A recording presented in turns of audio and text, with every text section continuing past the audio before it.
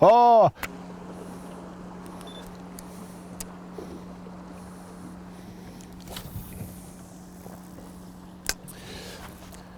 Boat just drove past, so it'll be interesting to see how these guys react, but they're still sitting there.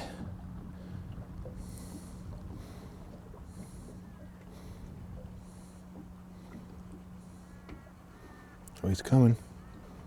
He's coming.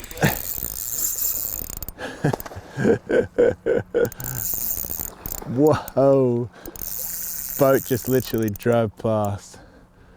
Oh my goodness. This looks like a good fish too. On the little 17 Syra. The spin stick. It's just sitting out there.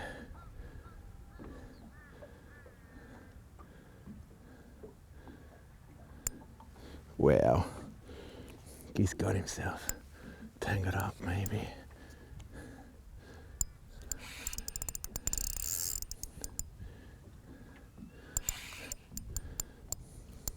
Trying to anchor myself here. Trying to put my line into prop. Holy. Holy. That's a good one. Oh, he's definitely got himself fouled up or something. There we go. Might have come free. There he is. Big fish. He's trying to cough that bait out. Whew.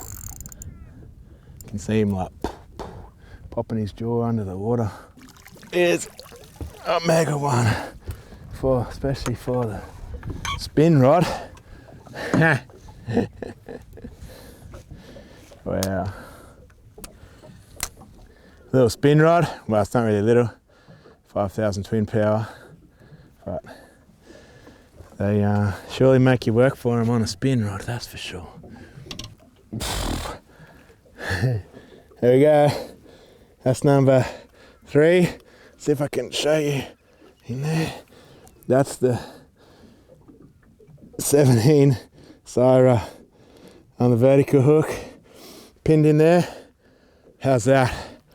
Oh, so good. I'll unhook him, check how big he is, get him back.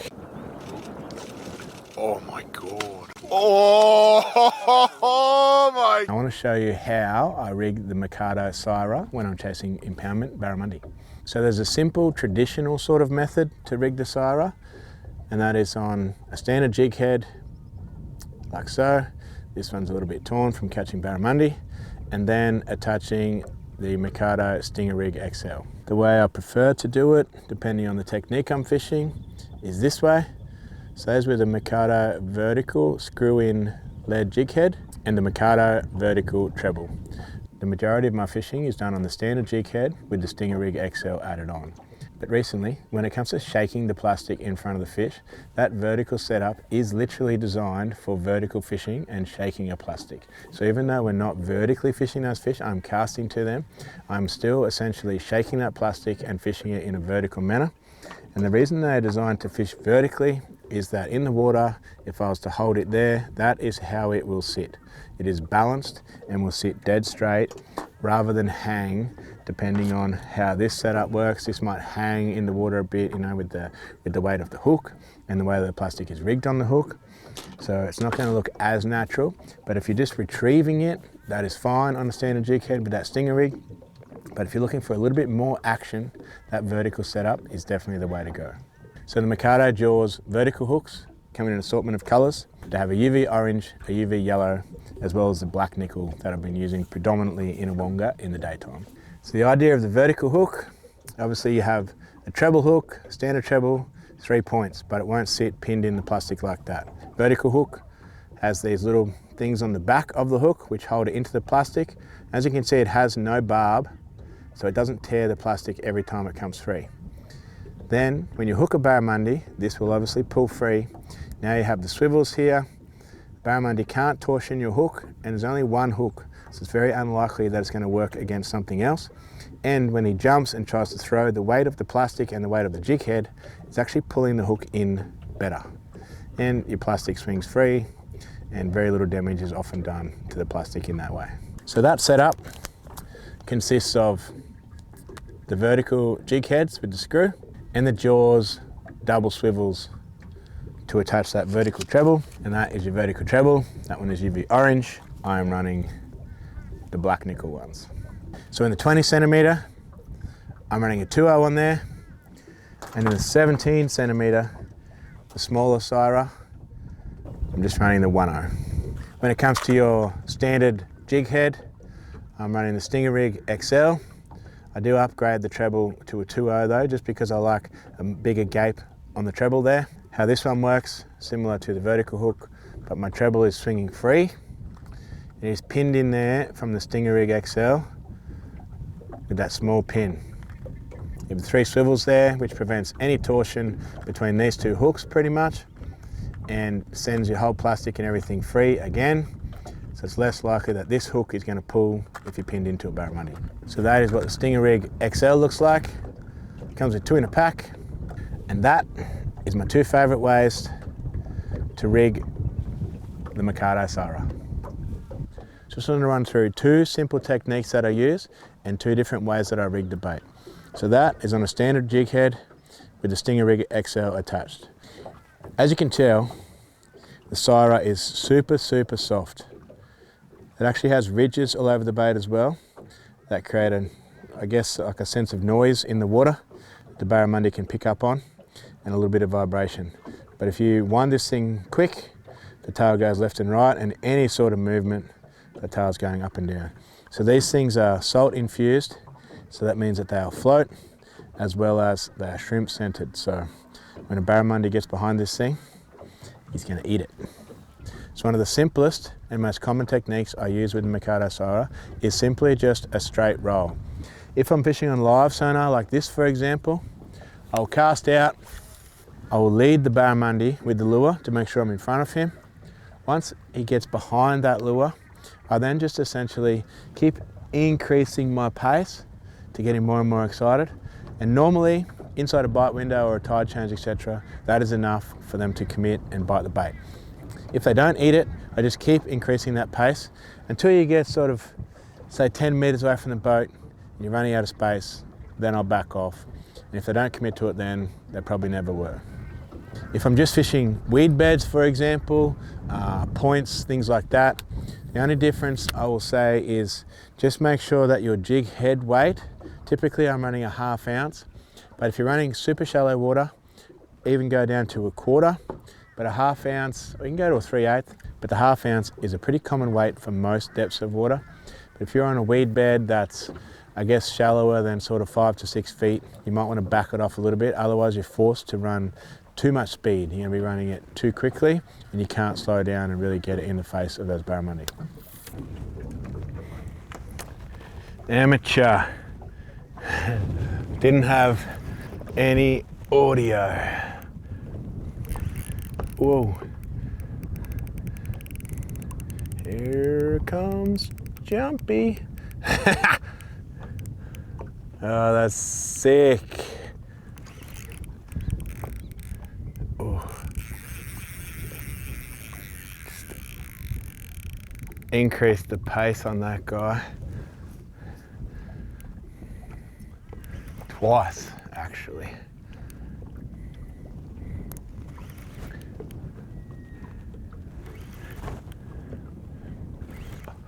What a day.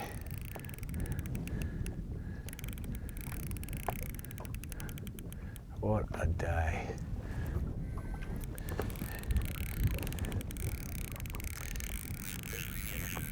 He was having that thing far out, nearly on the bottom. Whoa, far out. What a pig.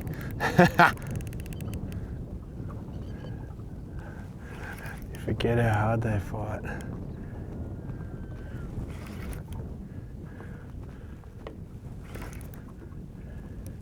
got colour. There's leader. Oh, bye-bye. Come on. He is only, oh no, he's looks pretty good.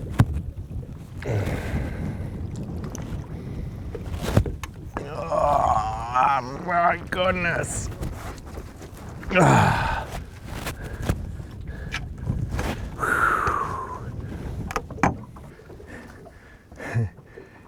There we go. Jaws. Jaws. Vertical hook. Syra. Big. Daytime. Monday. All I did was increase the pace with this guy. The second technique that I do with the Mikado Syra is a technique they like to call strolling. Pretty much you're shaking the lure next to or near around a barramundi.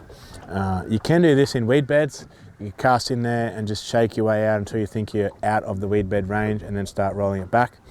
But for that, I run the vertical ball jig head and the vertical treble.